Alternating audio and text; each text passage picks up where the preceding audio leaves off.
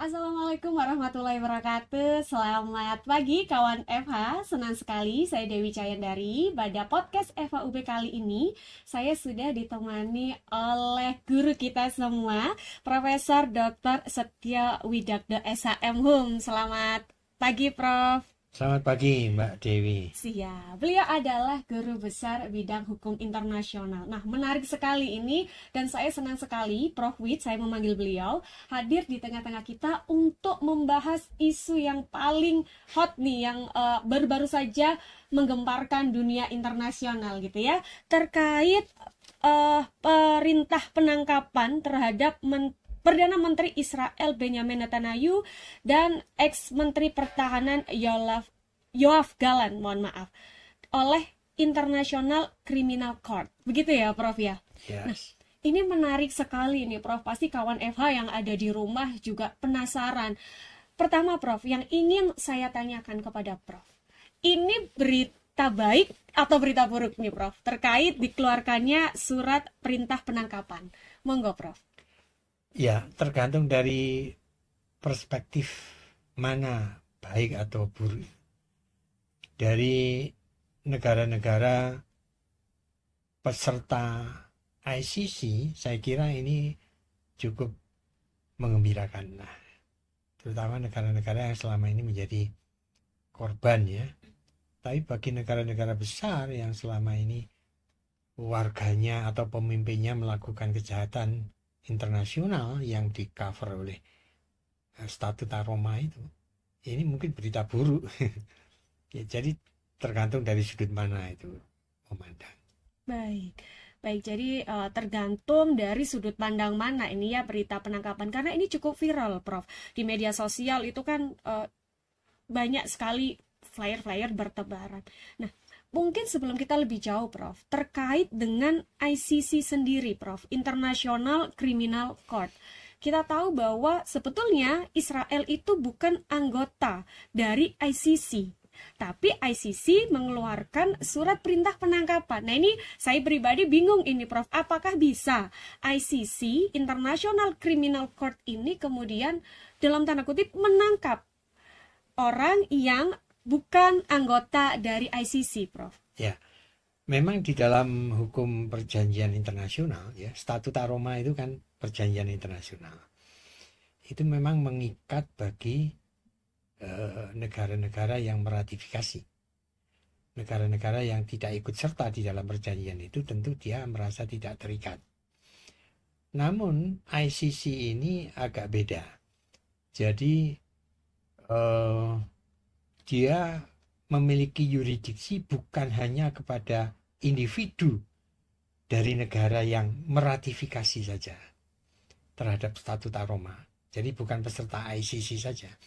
Tapi ICC juga punya yurisdiksi terhadap individu dari negara yang tidak ikut serta dalam ICC, artinya tidak meratifikasi Statuta Roma, asal kejahatannya itu dilakukan di negara yang meratifikasi ICC atau di negara yang mendeklarasikan menerima yurisdiksi ICC, atau dia dilaporkan oleh Dewan Keamanan kepada ICC. Jadi seperti Benjamin Netanyahu itu dianggap telah melakukan beberapa kejahatan internasional yang diatur oleh Statuta Roma, dan oleh karena itu kejahatannya dilakukan juga di negara yang menerima ICC sebagai yurisdiksi yang berlaku, maka ICC bisa mengeluarkan perintah penangkapan. Baik, baik, Ya. baik. Ya. Tapi penangkapan itu bisa dilakukan jika Benyamin atau menhannya Yoav Gallant itu berada di negara anggota ICC. Jadi tangkapnya ketika dia berada di negara anggota ICC atau dilaporkan oleh Dewan Keamanan PBB, itu bisa. Oke. Ya. Siap. Baik, ini menarik ya, Prof. Itu memang mungkin pertanyaan sebagian orang, ini bukan anggota, kemudian apakah bisa? Jawabannya bisa, tadi Prof mengatakan demikian. Mungkin kita juga bisa berangkat, Prof. Mungkin Prof bisa menjelaskan sedikit terkait sejarah, Prof. Sejarah dari ICC itu sendiri, sehingga nanti kita bisa berdiskusi mengenai kapan berlaku secara efektif ini surat perintah penangkapan. Monggo, Prof. Ya, awalnya ketika selesai Perang Dunia Kedua, ya, tahun 45 itu, negara-negara yang menang perang, termasuk sekutu, itu memiliki atau menginisiasi untuk mendirikan apa yang disebut dengan IMT, yaitu International Military Tribunal, yang dikenal dengan Mahkamah Nuremberg itu. Nah, saat itu banyak yang menyambut bahwa dengan pengadilan atau mahkamah tribunal ini, itu yang disasar adalah tentara-tentara ex-Nazi, ya, tentara-tentara Jerman yang melakukan kejahatan perang waktu itu. Nah, kemudian berkembang lagi pada waktu Yugoslavia, ya, ada pengadilan ad hoc, ya tentang kejahatan perang ini atau kejahatan kemanusiaan ini, yaitu ICTY, ya. ICTY itu International Criminal for Yugoslavia gitu, ya. ICTY. Kemudian disusul lagi dengan ICTR untuk Rwanda. Nah, kedua pengadilan ini sifatnya ad hoc. Tapi nampaknya mahkamah-mahkamah yang sebelum ICC ini itu tidak mencukupi lah, ya, kurang memadai untuk mengadili individu-individu yang terjerat atau melakukan kejahatan perang atau melakukan crime against humanity, ya, kejahatan terhadap kemanusiaan atau genocide, ya, genosida. Maka kemudian masyarakat internasional membentuk ICC, International Criminal Court, yang sifatnya permanen, ya, permanen. Dan ICC ini didirikan dengan sifatnya yang independen, ya, independent court, gitu, ya, independent court. Artinya dia tidak di bawah PBB, tidak di bawah PBB seperti ICJ, ya. Dia independen.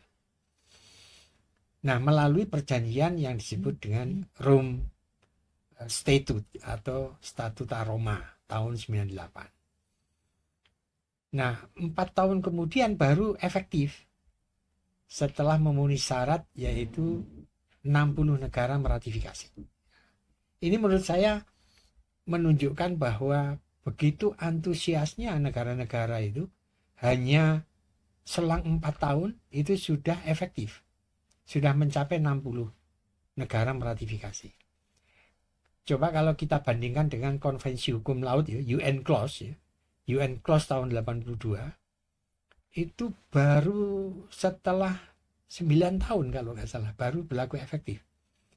Jadi UN Clause itu selesai, naskah perjanjiannya ditandatangani tahun 82, tapi baru efektif 12 bulan setelah mencapai 60 negara meratifikasi. Nah, 60 negara meratifikasi itu terjadi pada tahun 94. Berarti tahun 95 UN Clause itu baru efektif. Setelah berapa itu? Setelah berapa tahun itu? Setelah 13 tahun. Nah, ini ICC itu baru 4 tahun sudah mencapai 60 negara meratifikasi, yaitu tahun 2022. Sekarang sudah ada 124 negara meratifikasi. Nah, ini menurut saya menunjukkan betapa antusiasnya negara itu terhadap ICC. Dalam rangka mencegah supaya tidak ada empat kejahatan yang menjadi yurisdiksi ICC. Baik. Ya, berarti banyak pihak, ya Prof, yang menaruh harapan kepada ICC ini. Tadi Prof menyinggung ada 4 kejahatan yang menjadi yurisdiksi.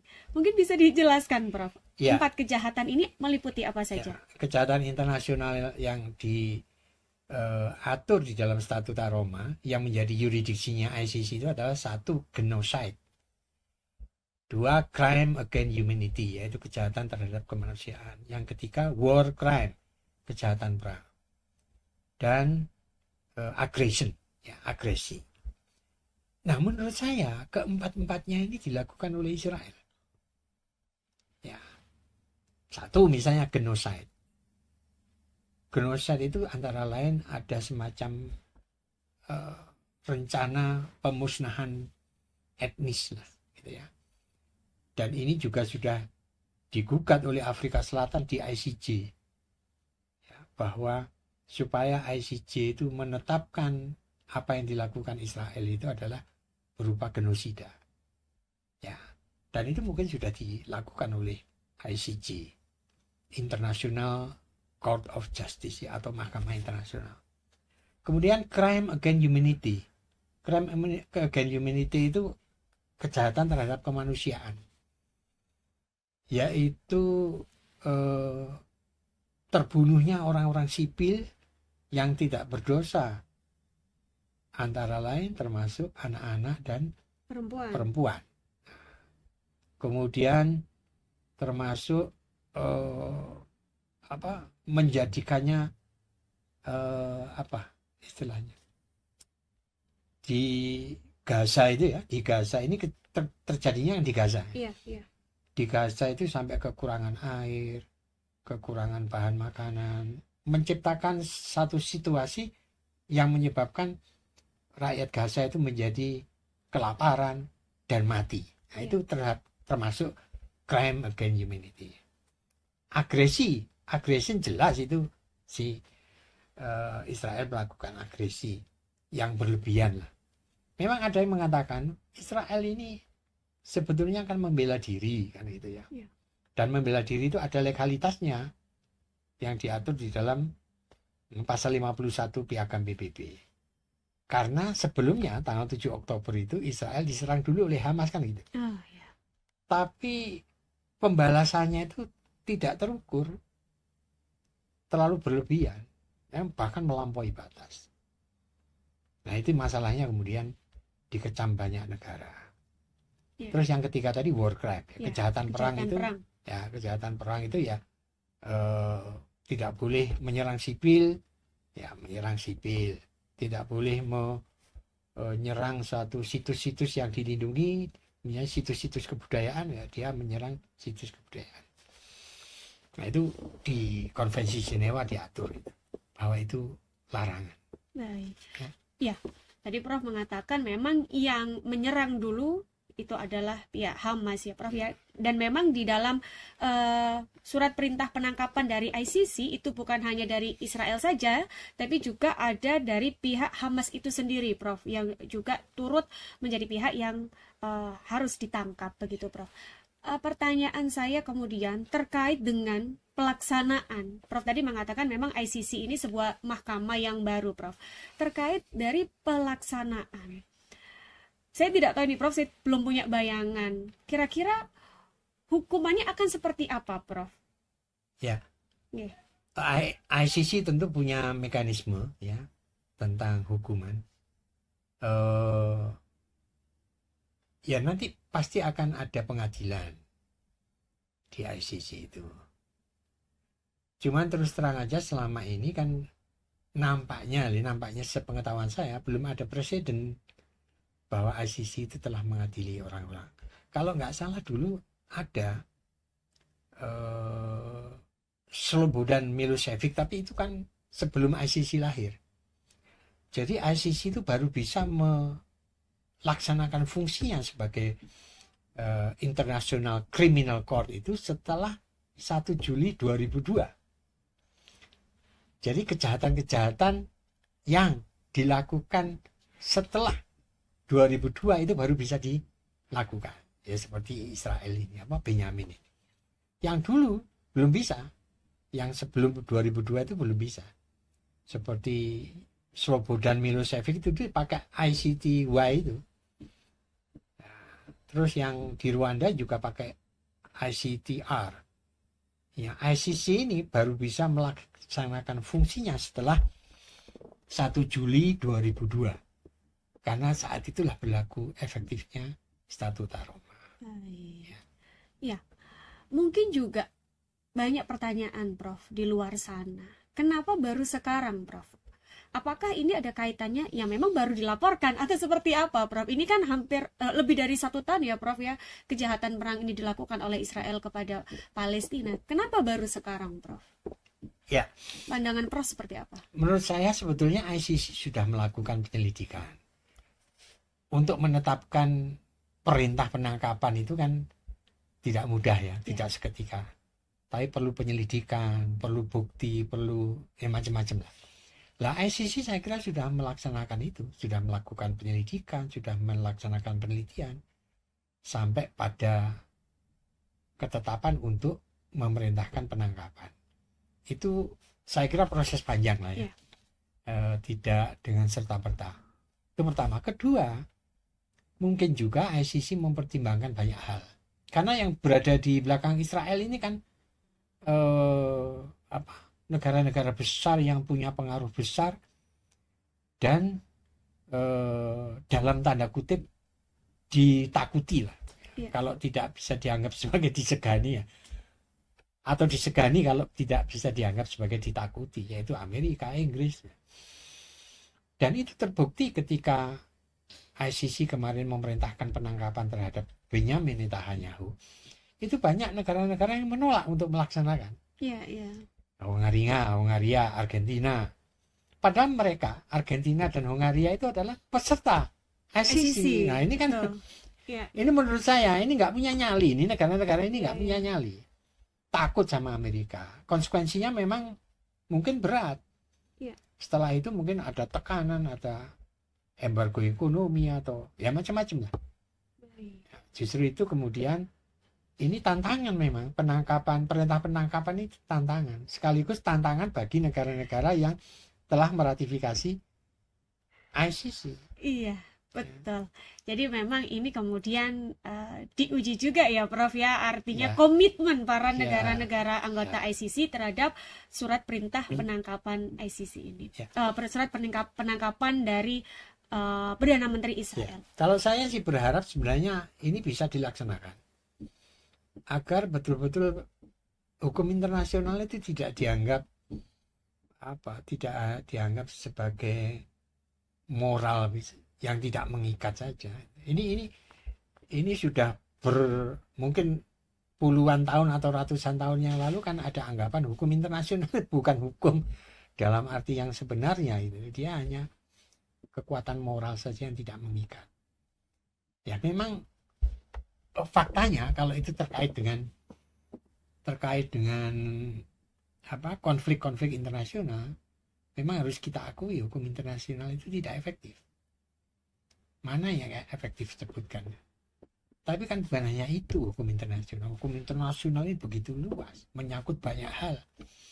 Yang banyak hal itu yang efektif. Itu. Tapi bisa dipahami kalau memang agak sulit memang perintah penangkapan ini. Tapi saya punya optimisme sendiri. Ketika ada negara peserta yang mau, berani, punya nyali untuk menangkap Benyamin, kemudian diserahkan ke ICC, ini suatu presiden yang luar biasa bagi penegakan hukum internasional yang selama ini dipandang hukum internasional itu apa sih kan? Iya. Menarik ini Prof ya. Tadi Prof juga meng-highlight berkali-kali ini sebuah pembuktian komitmen bagi hukum internasional itu sendiri dan bagi anggota-anggota ICC. Gitu ya. Bagaimana ketika Perdana Menteri Israel ini datang, berani nggak untuk menangkap gitu ya Prof ya? Prof tadi punya optimisme yang sangat besar. Terakhir Prof, dari saya pertanyaan. Ketika terwujud apa yang kita cita-citakan bahwa ICC dapat mengadili Perdana Menteri Israel ini, apakah ini bisa menjadi akhir perang antara Israel dan Palestina, Prof? Ya, itu juga tergantung. Kalau Benyamin bisa ditangkap, kemudian bisa diadili, kemudian tidak ada reaksi yang signifikan lah dari Amerika maupun sekutunya yang selama ini membackup Israel, dan masyarakat Israel sendiri bisa menerima, dan pengganti dari Benyamin itu lebih moderat, lebih bisa menerima perdamaian, kenapa tidak? Saya kira. Tapi kalau penggantinya berniat membalas dendam, ya ya mungkin bisa lebih buruk itu ya, bisa jadi lebih buruk. Bisa jadi justru yang marah itu Amerika.